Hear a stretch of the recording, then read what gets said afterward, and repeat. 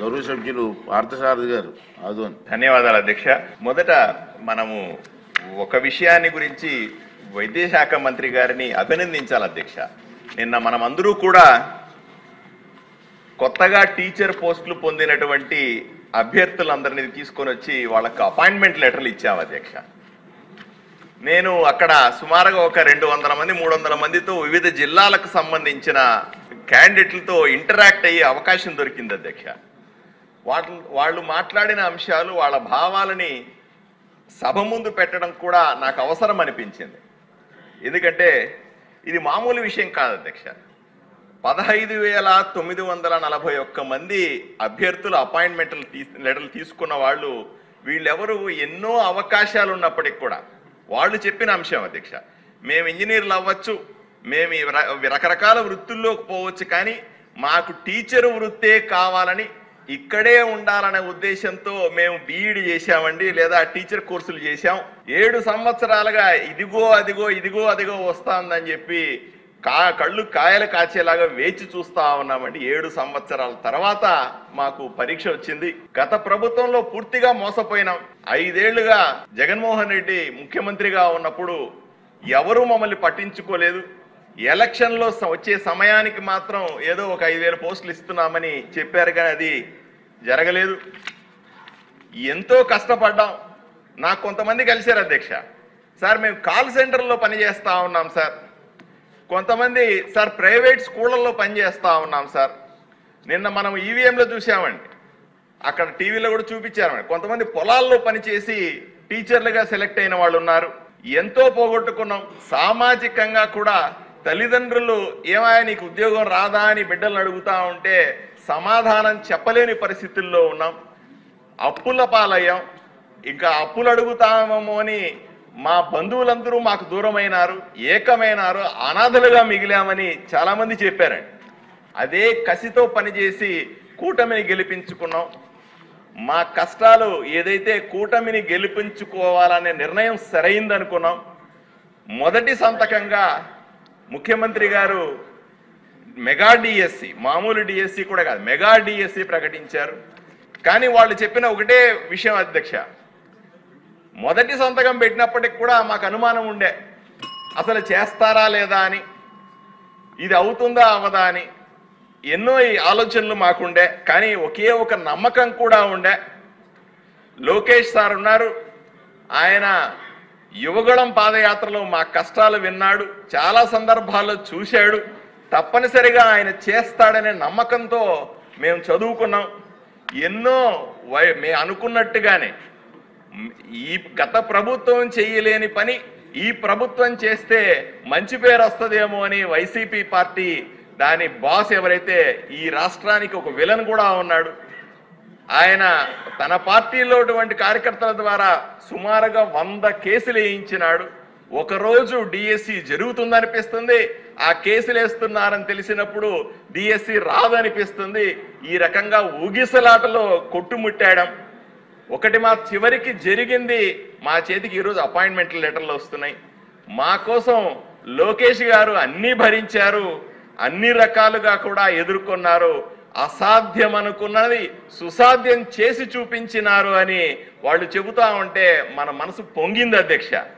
రెండవ ఇంకో విషయం చాలా స్పష్టంగా చెప్పారు అధ్యక్ష క్యాండిడేట్లందరూ కూడా, సార్ డిఎస్సి వచ్చింది, టీచర్ పోస్టులు వచ్చినాయి అంటే మేము మా ఎమ్మెల్యే దగ్గరికి పోవాలా, ఆయన దగ్గర రికమెండేషన్ చేయించాలా, లేకపోతే ఏదో ఆఫీసర్ దగ్గరికి పోవాలా, అక్కడ లంచాలు ఇచ్చుకుంటే మాకు టీచర్ పోస్టులు వస్తాయని ఇక్కడంతా తిరిగాం సార్. ఏ ఒక్క ఎమ్మెల్యే కూడా స్పష్టంగా చెప్పినాడు, అయ్యా ఇది లోకేష్ బాబు గారు చేస్తా ఉంది, ₹1 లంచం ఎవరికి ఇవ్వాల్సిన అవసరం లేదు, పొరపాటున అట్లా ఎవరన్నా మిమ్మల్ని డబ్బులు అడిగితే కూడా నమ్మద్దని ఎమ్మెల్యేలందరూ కూడా ఒకే ముక్తకంఠంతో చెప్పారు అధ్యక్ష అని వాళ్ళు నాకు చెబుతామంటే ఆనందం వేసింది. మనందరికీ అనుభవం ఉంది అధ్యక్ష. ఏ రోజు కూడా మనం ఒక రికమెండేషన్ కోసం కానీ పలానా దగ్గరికి పోతే నీకు ఉద్యోగం దొరుకుతుందనే ఆలోచన కూడా మనం చెప్పలేరు. దీన్ని స్పష్టంగా అభ్యర్థులందరూ కూడా నాకు నేను చెప్పారు అధ్యక్ష. మరీ ముఖ్యంగా ఎస్సీ ఎస్టీ బీసీ వెనుకబడి ఈడబ్ల్యూసీకి సంబంధించిన దివ్యాంగులకు సంబంధించిన అభ్యర్థులు చాలా మంది నన్ను కలిశారు అధ్యక్ష. వాళ్ళందరూ చెప్తా ఉన్నారు, సార్ మాకు డిఎస్సి నోటిఫికేషన్ వచ్చిన తర్వాత మాకు వయసు దాటిపోయిందని చాలా బాధపడ్డాం. ఎన్నో రకాల విజ్ఞప్తులు చేసుకున్నాం. మా అందరి ఆలోచన దేవుడి రూపంలో లోకేష్ గారు మాకు 2 సంవత్సరాలు ఎగ్జంప్షన్ ఇచ్చి, మా వయసు దాటిన తర్వాత కూడా మాకు ఎగ్జంప్షన్ ఇచ్చి కేవలం 150 రోజులు, అంటే 150 రోజుల్లో డిఎస్సిని పూర్తి చేశాడని చెప్పారు. కొంతమంది మహిళా అభ్యర్థులకు సంబంధించిన అభిప్రాయాన్ని కూడా సభ ముందు ఉంచాలి అధ్యక్ష. మహిళా క్యాండిడేట్లు కొంతమంది చెప్పారు, నాకు చాలా పౌరుషంగా చెప్పారు అధ్యక్ష, మాకు 33% రిజర్వేషన్ ఉంది, మీరు తొక్కలో మాకు రిజర్వేషన్ ఇచ్చేది ఏంది, మా శక్తి మేము చాటుకుంటామని ఈరోజు 50% మహిళా అభ్యర్థులు టీచర్లుగా ఉద్యోగాలు పొందారంటే మహిళా శక్తిని మనం అభినందించి తీరాలి అధ్యక్ష. అందరూ కూడా ఒకటే అన్నారు, సార్ మేము పోగొట్టుకున్నవన్నీ కూటమి ప్రభుత్వం తిరిగిచ్చింది, మేము నష్టపోయిందంతా కూడా ఈరోజు మంత్రిగా లోకేష్ గారు మాకు తిరిగిచ్చారు, ఏమిచ్చి ఆయనకు రుణం తీర్చుకోగలము అని కన్నీళ్లు పెట్టుకున్నటువంటి అభ్యర్థుల్ని నిన్న చూశారు అధ్యక్ష. మనమందరూ కూడా సభలో తప్పనిసరిగా ఈరోజు ఒక తీర్మానం చేయాలి. లోకేష్ బాబు గారికి వాళ్ళ అధికారులందరికీ, ఎవరైతే 4 అధికారుల పేర్లు కూడా లోకేష్ గారు చెప్పారు, ఆయనకి ముఖ్యమంత్రి గారిని అభినందిస్తూ ఆ అభ్యర్థుల వైపు నుంచి మన ఒక తీర్మానం కూడా ఈరోజు సభలో చేయాలని మిమ్మల్ని అందరినీ కోరుకుంటున్నాను అధ్యక్ష. ఒకే నిమిషం అధ్యక్ష, మా కర్నూలు జిల్లా అభ్యర్థులు కూడా ఒక మాట చెప్పమన్నారు అధ్యక్ష.